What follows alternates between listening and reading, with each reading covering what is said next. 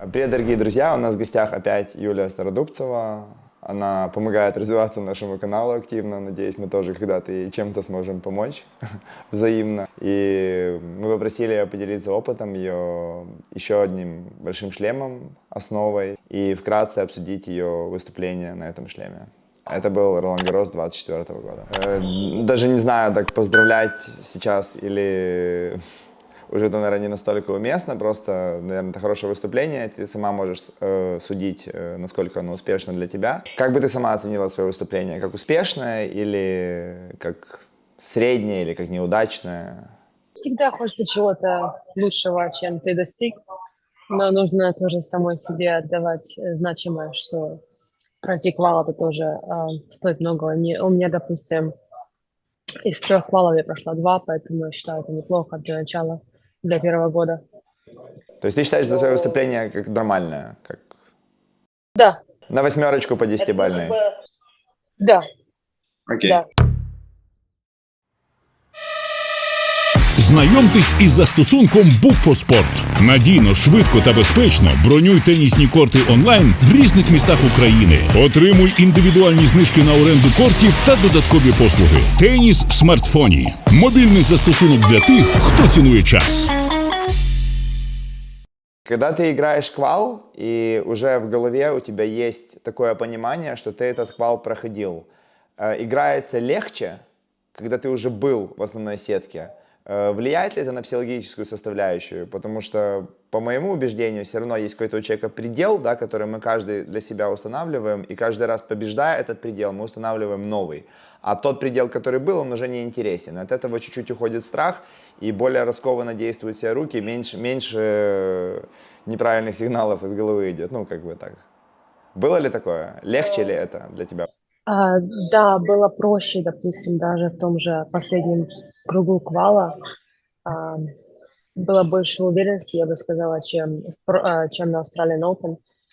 Но тем не менее ты стараешься не держать какие-то супер большие цели, потому что ты не хочешь, ну, ставить себе а, что-то, чего ты, допустим, от чего ты можешь очень сильно расстроиться, если ты этого не достигнешь. Нужно тоже себя хвалить и ам, иметь какие-то грани в этом. То есть I don't expect too much. I try not to expect. Я не знаю, как сказать. Я знаю, то есть, ну, не создавать себе ожиданий, которые потом будут, Да, ну, ожидания, да, ожидания, да. да. То есть, да, я себе не создавала их, но тем не менее я себя чувствовала увереннее, чем на Australian Open, и даже играя эту основную сетку. Конечно, у меня была попроще соперница, чем в прошлый раз, но я себя чувствовала, как будто бы я должна быть там, а не просто так, что я попала, вот, и мне тут надо играть. Вот я себя уже ощущала, как будто, ну, вот я принадлежу этому турниру. То есть само понимание того, что ты уже была в основной сетке, дает легкость того, что ты это уже можешь. Это было легче с психологической составляющей. Исходя из твоего опыта всех этих турниров, которые ты уже сыграла в квалах и в основах, US Open, Australian Open, Roland Garros, есть ли какие-то такие закулисные отличия, которые никогда не узнает человек, который там не побывал, для игроков квала и основы?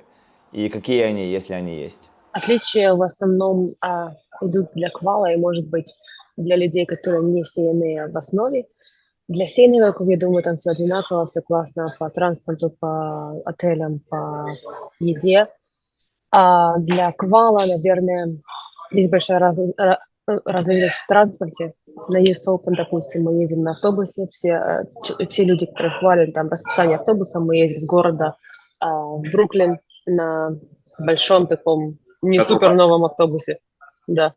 А в Австралии было классно, лучше всего с транспортом.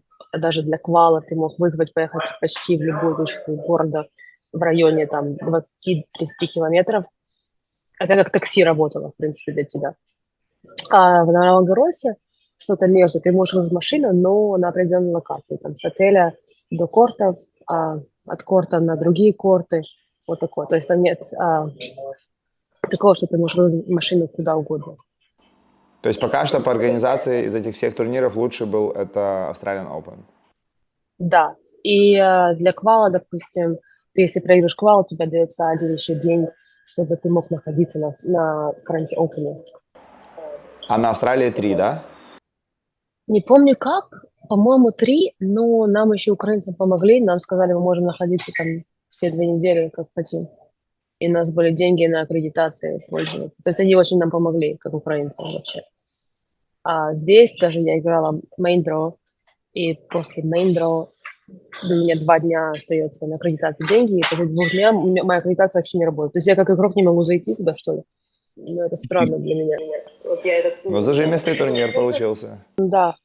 Но, тем не менее, допустим, мне сегодня нужно было зайти, моя аккредитация уже не работала, я попросила супервайзера, я хочу потренироваться еще один день, я еще не уезжаю, и она там договорилась, и мне дали аккредитацию. То есть и помогают тебе в любом случае. Пошли навстречу. Если тебе надо, да. А что изменилось с моментов первого твоего интервью? Мы записали после Australian Open. Изменилось ли что-то в плане спонсоров, контрактов, агентов, людей, которых находятся вокруг тебя? Отвечу честно. Я сама по себе не спешу находить там агентов или подписываться с кем-то, потому что я считаю, мой рейтинг сейчас не даст мне самые лучшие deals или какую-то выгоду с брендов, и я не хочу отдавать какой-то большой процент агенту, который найдет мне какой-то мелкий контракт, да. То есть я хочу немножко еще подрасти и потом что-то такое искать. А в данный момент мне помогают те же люди. Я называю это волонтерский агент мой, это мой друг. Он мне со всеми этими делами помогает, в этом всем понимает. Но помимо этого ничего не изменилось. Да, там некоторые меня видят, замечают со мной, там какие-то тренера мне говорят, поговори с этим агентом, поговори с этим агентом. Они им рассказывают обо мне. Вот сегодня я, допустим, поговорила с одним агентом, просто узнать для себя, что и как. Но у меня нет такого, что я ощущаю, что в данный момент мне чем-то он поможет большим. Это происходит в Европе или в Америке эти агенты появляются? Или и там, и там? Ну, сейчас... Да и там, и там. И там, и там. Это везде сейчас происходит. То есть просто ты не хочешь сейчас на данном этапе заключать какие-то предложения, серединка на половинку, поскольку ты думаешь, не думаешь, я надеюсь, что рейтинг поднимется, станет лучше, и предложение будет гораздо лучше и выгоднее для тебя. Да, я не вижу большого смысла в данный момент. Хотя, возможно, я ошибаюсь, не знаю. Просто не хочу спешить с этим. Можешь ли сейчас меньше думать о деньгах, сколько потратила на поездку, сколько надо, чтобы ее окупить? Можешь ли позволить себе ездить с командой? Вот я заметила то, что чем больше ты зарабатываешь, тем больше ты начинаешь тратить. Это понятно. То есть, допустим, даже я попадаю сейчас на Уимблдон, да, мне пришлось ехать там в посольство в Париж. Да, мне это ускоренная виза, минус $1000, да. Привезла я там своего там физио с Нью-Йорка, минус $1000. Типа просто приехать со мной побыть здесь, да. Он уехал уже. Привезла тренера. Ну, то есть минус $1000, опять же, да. То есть оно как бы так быстро расходится. Да, конечно, я не так сильно об этом напрягаюсь, и у меня такое ощущение, что у меня есть какая-то безопасная подушка в данный момент, но тем не менее, чем больше вот ты начинаешь как бы более-менее зарабатывать, это нестабильный тоже доход, тем больше, тем как бы быстрее они уходят, такое ощущение. Вот. Ты, допустим, я вчера не знала, куда ехать, забронировала отель, минус 250. Сегодня опять не знала, куда ехать. Париж. Дешевых отелей нет, опять минус 250. То есть 2 дня у меня минус 500 евро, никуда. Переночевать. Есть у тебя такой страх этих трат? Или какое у тебя мышление в этом понимании? Просто вот мое мнение, что какие бы траты ни были, человек один сам по себе ничего масштабного не добьется. Ему в любом случае нужна команда. Даже если это какая-то команда, которая будет на каком-то этапе, есть твои деньги, съедать их, да, как ты говоришь, расходы будут увеличиваться. В любом случае, понимание, я думаю, оно одно, и интересно, как твое мнение. Понимаешь ли ты, что, да, это траты, но это вложение в себя, это инвестиции в себя. Как ты к этим тратам относишься, да? Вот, в прошлом году я понимала, что я тяну еще немножко сама, но тем не менее это много съела ментально такого. Я сама устала это делать. То есть если даже иметь какого-то человека, даже если это не тренер с тобой рядом, но кого-то, кто-то рядом, кто может тебе забронировать корт, принести полотенце, если ты забыла. То есть это трата на этого человека, но тебе оно помогает ментально, физически. Ты не думаешь о чем-то, там, забронировать отель или там это самое, то другое. Но 100% я думаю, это эти деньги, которые я сейчас зарабатываю, я буду инвестировать в свой теннис, буду с тренером ездить Может быть, кого-то еще с собой возьму. То есть я считаю, эти деньги нужно инвестировать в данный момент, а не просто бояться их тратить. Ты считаешь и траты полностью окупаемыми? Да. Да, и ну я как бы я не зажимаюсь на себя тоже, можно сказать. Планы на год. Составляли ли вы какие-то планы с командой? Существует ли этот план? Можешь ли его озвучить? Исходя из чего вы исходили, когда составляли этот план? Был план на это лето до Ролан-Гарроса либо войти, либо быть в районе сотки, либо остаться в таком же рейтинге. Минимальный план был остаться в таком же рейтинге, потому что я не попала там на мастерс. Я была 1 аут Miami Open, 2 аут Indian Wells. Мне очень не повезло.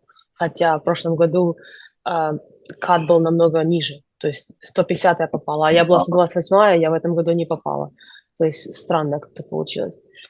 Но да, был такой goal дойти до где-то 100-й стать, но сейчас я, наверное, 129-й, что ли, live ranking. Поэтому план минимум был выполнен до лета. Нету такого, что у меня какие-то супер цели поставлены до зимы, или у меня есть какое-то определенное расписание. Просто буду смотреть, как мое тело себя ощущает, как я себя ментально чувствую по турнирам. Вот даже, в данный момент я даже не знала, сегодня буду я играть турнир на следующей неделе. То есть я пошла к доктору, у меня там что-то порвано в моем этом голеностопе. Я даже не знала, оно мне болело. Я решила проверить, а что-то порвано, да? Ну, так будешь играть в итоге в Италии, да? Да. Теперь знаешь. Да. По турниру, по самим матчам, можешь что-то рассказать о квалифайне, о каких-то моментах интересных, которые были у тебя в этих 3 матчах, которые ты играла? Был ли какой-то матч особенный для тебя? Сделали ли ты какое-то открытие для себя в этом квалифайне, на этом турнире Большого Шлема? Наверное, хорошее открытие. У меня была цель, конечно, всегда, особенно этот год, это завершать матчи, которые должны были завершиться в 2 сетах, а не в 3.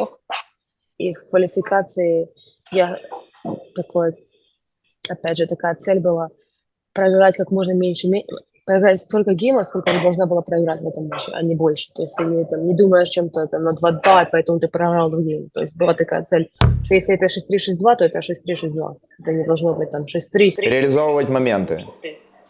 Да.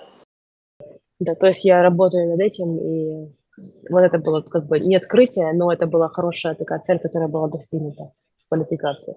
Можешь рассказать, как работал над этим? Я расскажу тебе свой опыт, как мы делали когда-то. Я делал, мы делали геймболы и делали в денежном соотношении. Тогда еще была там плюс-минус интересная гривна какая-то, которая была там 4 за $1. И мы делали, если был процент реализации геймболов и брейкпоинтов выше 50, да, то я платил деньги игроку. А если ниже 50, то игрок платил деньги мне. То есть, и мы как бы все время уходили за 50, да, то есть это было 60, 70, 80 реализация, то человек получал все это в гривнах от меня. А если процент падал за 50, мы делали ниже. Как вы это делали? Допустим, на тренировках меня тренер заставлял играть 5-4. У нас тоже такая цель, мне надо держать подачу, да. 5-4, я проигрываю, и я должна сдержать подачу и выиграть сет. Если я не выигрываю, то у меня какое-то там наказание, да. Либо то же самое, начиная с какого-то определенного счета, там, с 0-30. То есть я должна проиграть минимум поинтов, чтобы выиграть гейм. Правильно? Мне надо сконцентрироваться настолько, чтобы, не потерять свой фокус и не было никаких unforced errors. Угу. А игрок, с которым играешь, уровень? Уровень похож. Похож. Похож на него. То есть все плотно, просто работает вот ментальная, да, такая, что вот мне надо сейчас, и я должна сделать именно сейчас. Ну, очень тяжело делать в тренировке. То есть это надо сконцентрироваться так же, как ты делаешь на матче, что не хочется делать на тренировке совершенно. Ну, а как еще? Не знаю. Тем не менее, ты говоришь, что Ну, так старалась. Ну, на квале сработала, да. Ну, и то я, допустим, с Катей Завадской играла. Ну, конечно, я вела что? 6-3, 4-1, потом 5-4 полетела. Мне кажется, мы пообщались с тренером, мне кажется, Катя лучше начала играть в тот момент. И я немножко на английском step on my back foot. Я не стала такой агрессивной, как я была до этого. Да. Немножко так назад отступила, что не должна была делать. Что не получилось в основной сетке? Даже не знаю, ну, то делиться этим или не делиться. Это, наверное, просто какая-то неуверенность в себе немножко есть. А можно я скажу, а ты скажешь, так это или не так? Вот смотри, мы с тобой поговорили, ты сказала, что в основной сетке было понимание, что ты там уже была. А был ли такой барьер, что во втором круге шлема ты еще не была, и что это очередная планка, которую надо перешагнуть, и вот это немножко давлело? Или это не было решающим фактором для тебя? Что это какой-то новый этап развития, до которого ты еще не доходила, и это была такая же скованность, как когда-то пройти квал в основную сетку? Может быть. Но я не уверена. Да, девочка, она... Была разница между квалифайером и, допустим, эта девочка, с которой я играла, есть разница в том, что если ты даешь человеку немножко подышать, и до конца ты его не задушиваешь в этом первом сете, то есть у них сразу моментум, типа, пропадает твой, и уже сложно перебить их. Вот такое у меня ощущение было. Вот я немножко не дожала, может быть, там какая-то неуверенность, и сразу у нее поперло. То есть нет такого на ниже уровне, я могу от этого еще скользнуть, да, там у нее поперло на гейм, но потом я опять добрала. А тут уже, допустим, топ-70, уже такого надо осторожно с этим. То есть ты если дожимаешь, надо дожимать, а не надо, ну, там... Другая реализация моментов, да, требуется? То есть нету такого момента, что кто-то что-то прощает? Да, и вот, допустим, та же самая ситуация, то есть выиграть с тем счетом, с которым я должна выиграть. Вот тот момент, допустим, я там отвлеклась на 2 поинта важных, и все, и пошла все в обратную сторону. А на этом уровне уже нельзя отвлекаться. Нужно играть так, как ты играешь весь матч. Мне кажется, самое главное. Вот. Мне надо привыкнуть, мне кажется, еще играть вот на этом уровне. То есть у меня мало опыта. Я это понимаю, но я, конечно, расстраиваюсь все равно очень сильно, но мне это тренер рассказывает, я это понимаю. У нас в гостях была Юля Стародубцева, которая поделилась опять своим опытом. Мы за это очень благодарны. Если вам нравится то, что мы делаем, особенно то, как нам помогает Юля, пожалуйста, покажите это реакцией, и, возможно, в очень недалеком будущем мы запишем нечто экстраординарное с видео с Юлей, можно сказать, какую-то прям киноленту, фильм, что ли. Пока, не старейте на корте.